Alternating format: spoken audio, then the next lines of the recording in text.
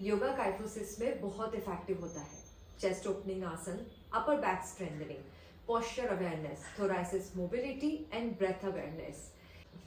ये poses tight chest muscle को open करते हैं, जिससे आपकी स्पाइन नेचुरली न्यूट्रल होती है। तो चलिए आज हम शुरू करते हैं चेस्ट ओपनिंग आसना से। चेस्ट ओपनिंग आसनास में हम सबसे पहले शुरू करेंगे भुजंगासन के साथ। इसे आप बहुत आराम से कीजिएगा। दोनों हाथ चेस्ट के आसपास रखते हुए धीरे से सांस लेते हुए उठेंगे। कंधों को ऊपर न चढ़ाते हुए सामान्य स्थिति में रखें। 5 काउंट तक ऊपर ठहरिएगा, फिर धीरे से सांस छोड़ते हुए नीचे आइए।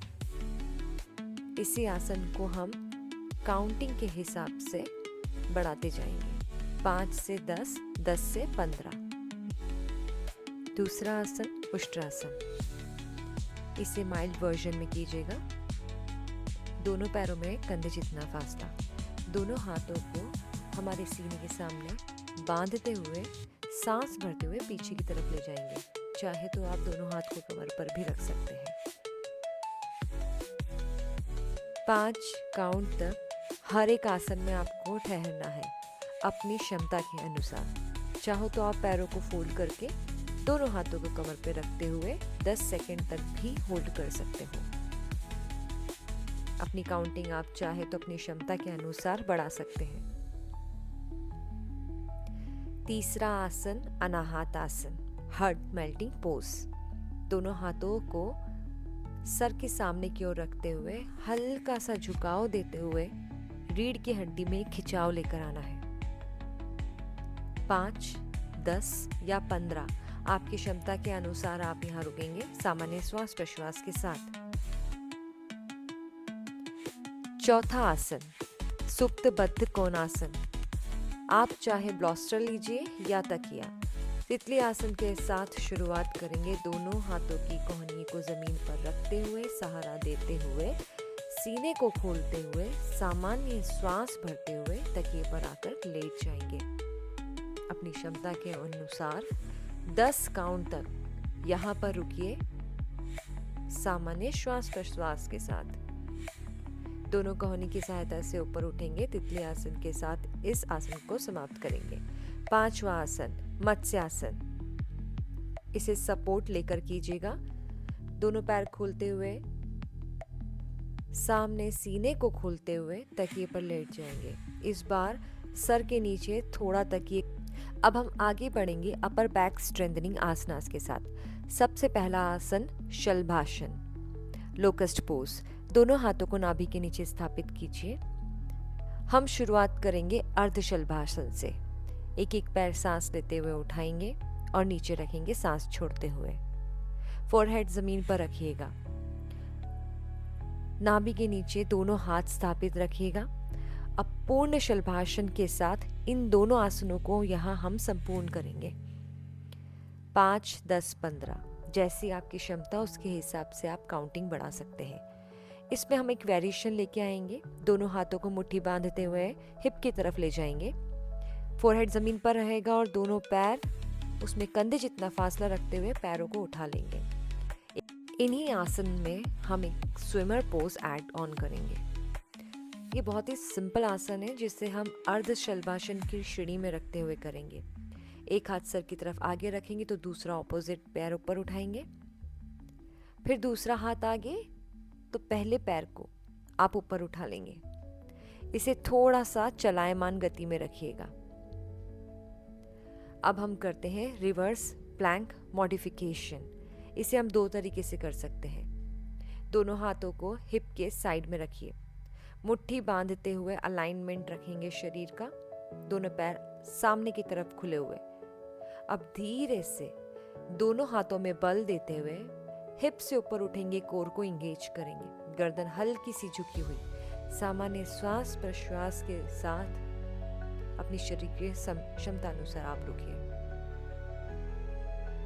दूसरा पोज मॉडिफाइड वर्जन। इसे भी आप चलायमान स्थिति में रखिए।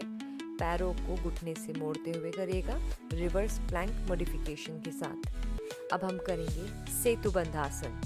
आसन मेरे लिए सबसे बेहतरीन आसन है। कमर में आई हुई अकड़न को ये दूर करता है। इसे अपने डेली आसनास लिस्ट में शामिल कीजिएगा। 15 काउंट तक सांस प्रश्वास सामान्य स्थिति में रखते हुए रुकिएगा। बहुत इफेक्टिव आसन है अपर बैक स्ट्रेंथनिंग के लिए। देखिए किस तरह से चलायमान है। हाथों को भी सामने की ओर रखते हुए नाभि पर संतुलन बनाते हुए फिर विश्राम कीजिएगा। अब हम आते हैं शोल्डर ब्लेड स्टेबिलिटी पोज में, जिसमें हमारा सबसे पहला आसन गोमुखासन आर्म्स। गोमुखासन की स्थिति में आइए। शरीर पर ध्यान रखिए। रीढ़ की हड्डी को सीधा रखिए। हाथों में ज्यादा खिंचाव जबरदस्ती नहीं बनाइए। जितना आप छू सके उतना खिंचाव बना के रखिएगा। दूसरा आसन शोल्डर ब्लेड स्टेबिलिटी पोज में करेंगे गरुड़ासना आर्म। इसे वज्रासन में आके कीजिए। आराम से हाथों में सामान्य खिंचाव बनाते हुए पोज लगाइए। देखिए साइड से रीढ़ की हड्डी को सीधा रखिएगा। अब हम यहाँ कुछ अंग संचालन की श्रेणी लेकर आएंगे। सामने से हाथ खोलते हुए 5 बार, ऊपर से हाथ खोलते हुए 5 बार। अब दाएं और बाएं जिस तरह से हम खिंचाव बना सके, हमारे स्कैपुलर ब्लेड को पीछे की तरफ दबाते हुए, सीने को खोलते हुए, फिर अंदर की तरफ दबाते हुए, फिर सीने को खोलते हुए दाएं और बाएं दोनों तरफ से करेंगे। जिस तरह से हम रस्सी को मरोड़ते हैं या कपड़े को निचोड़ते हैं, वैसे ही हम हमारी बाहों को, हमारे दोनों हाथों को निचोड़ेंगे। अच्छे से गोल घुमाते हुए सांस प्रश्वास। हम आते हैं प्राणायाम फॉर काइफोसिस। सबसे पहला प्राणायाम अनुलोम विलोम विष्णु मुद्रा के साथ 10 चक्र आप कीजिएगा। लेफ्ट से सांस लेना है, राइट से सांस छोड़नी है, राइट से सांस लेकर लेफ्ट से पुनः सांस छोड़ देनी है। अब हम भ्रामरी प्राणायाम करेंगे ओम उच्चारण के साथ। दोनों बत्तीसी को जोड़ते हुए पूरे शरीर में गुंजन के साथ, हमारे मस्तिष्क में गुंजन के साथ 3 या 4 बार भ्रामरी प्राणायाम को करते हुए समाप्त करेंगे। अब हम करेंगे उज्जाई प्राणायाम फॉर थोराइसिस एक्सपांशन। यहाँ पे हम ब्रेथ ऑफ ओशन तरह से ब्रीदिंग नाक से लेंगे और मुंह से प्रश्वास करेंगे। 4 की ब्रीथ इन एंड 4 का ब्रीथ आउट। फिर आप 4 की ब्रीथ इन लेते हुए मुंह से प्रश्वास करते हुए दोनों हाथ को स्थापित करते हुए मुंह की तरफ सामने रखिएगा और धीरे धीरे ठंडी प्रश्वास का आनंद लीजिएगा। अब यहाँ हम दीर्घ श्वास करेंगे फॉर रिबकेज मोबिलिटी के लिए। यहाँ पर आपको धीरे धीरे लंबी लंबी गहरी सांस भरनी है हमारे सीने तक, हमारे कंठ तक, हमारी कॉलर बोन तक। जैसे जैसे सांस भरेंगे हमारे रिब्स को बाहर की तरफ एक्सपांड करते जाएंगे और प्रश्वास करते हुए शरीर को संकुचित करते हुए धीरे धीरे पूर्ण प्रश्वास, नाभि तक भी जोर आना चाहिए। यही चीज हम दोबारा करेंगे। सांस लेंगे, सांस छोड़ेंगे। दीर्घ श्वास जरूर कीजिए फॉर काइफोसिस।